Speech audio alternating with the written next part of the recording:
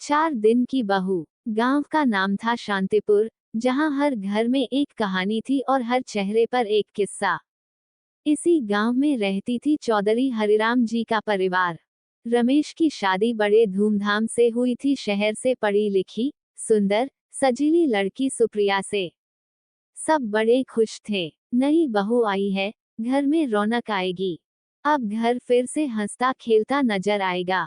पर किसे पता था कि यह रौनक बस 4 दिन की मेहमान थी। शादी के अगले दिन सुबह हुई।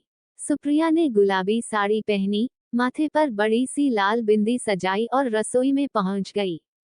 सासू माँ ने प्यार से कहा, बहू, पहली रसोई में कुछ मीठा बनाओ, घर का रिवाज है।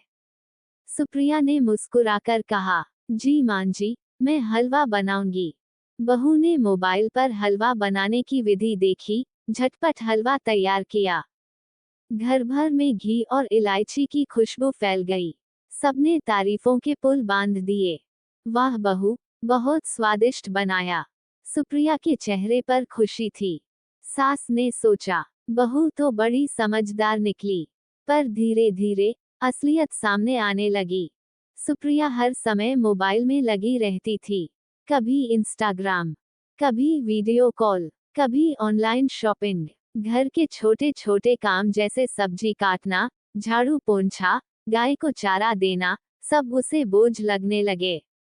सास ने प्यार से कहा, बहू, थोड़ा घर के काम में हाथ बंटा लो। गांव में सब मिलकर ही काम करते हैं। सुप्रिया ने नाक सिकोड़ते हुए जवाब दिया, मां जी, मैं तो शहर में पली बड़ी हूँ। यहाँ का देसी काम मेरे बस का नहीं। सास ससुर थोड़ा उदास हुए, पर फिर भी चुप रहे। नहीं है, धीरे धीरे सब सीख जाएगी। तीसरे दिन घर में बड़ी बहू और चाची सास भी मिलने आईं। सबने मिलकर घर के पुराने रीति रिवाजों की बातें शुरू कर दी। कैसे बहुएं पहले उठकर सारा घर संभालती थीं, कैसे चूल्हे पर रोटियां बनती थीं। सुप्रिया को ये बातें बोरिंग लगीं। उसने सबके सामने कह दिया, आज के जमाने में ये सब फिजूल की बातें हैं। अब तो सब कुछ बदल गया है। ये सुनकर चाची सास का चेहरा उतर गया। सास भगवती देवी भी चुप हो गईं। घर का माहौल पहली बार भारी हो गया था। रात को रमेश ने भी सुप्रिया से कहा, थोड़ा सास ससुर की बातें मान लिया करो, बहू, प्यार से रहो। पर सुप्रिया ने गुस्से में कहा, मैं गुलाम नहीं हूं कि सबकी बातें मानूं। चौथे दिन सुबह ही सुप्रिया ने रमेश से बात की, मुझे इस गांव में नहीं रहना। या तो मेरे साथ शहर चलो, या मैं अकेली चली जाऊंगी।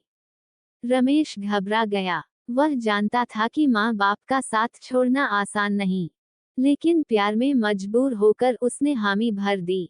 दोपहर होते होते सुप्रिया ने अपने बैग पैक कर लिए। सास ससुर आंगन में चुपचाप खड़े थे। उनकी आंखों में दुख की नमी थी, पर जुबान पर कोई शिकायत नहीं। सुप्रिया जब विदा हो रही थी, तब सास ने बस एक ही बात कही, खुश रहना बहू, और याद रखना, घर बसाना आसान नहीं होता, सब्र चाहिए। सुप्रिया ने पलटकर देखा भी नहीं। 4 दिन पहले जिस घर में नई बहू के स्वागत में गीत गाए गए थे, वहां आज सन्नाटा था। रमेश और सुप्रिया शहर चले गए, पर गांव का वह बड़ा सा आंगन, जहां नई बहू के कदमों की आहट होनी थी, आज खाली था। सास ससुर हर शाम दरवाजे की ओर टकटकी लगाए बैठे रहते। शायद बहू लौट आए, शायद बेटा कुछ समझे। पर वह दिन फिर कभी नहीं आया। रिश्ते निभाने के लिए प्यार के साथ साथ समझदारी, सम्मान और सब्र भी चाहिए। बदलते समय के साथ रीति रिवाज भले बदलें, पर अपनेपन और जिम्मेदारी का महत्व कभी कम नहीं होता।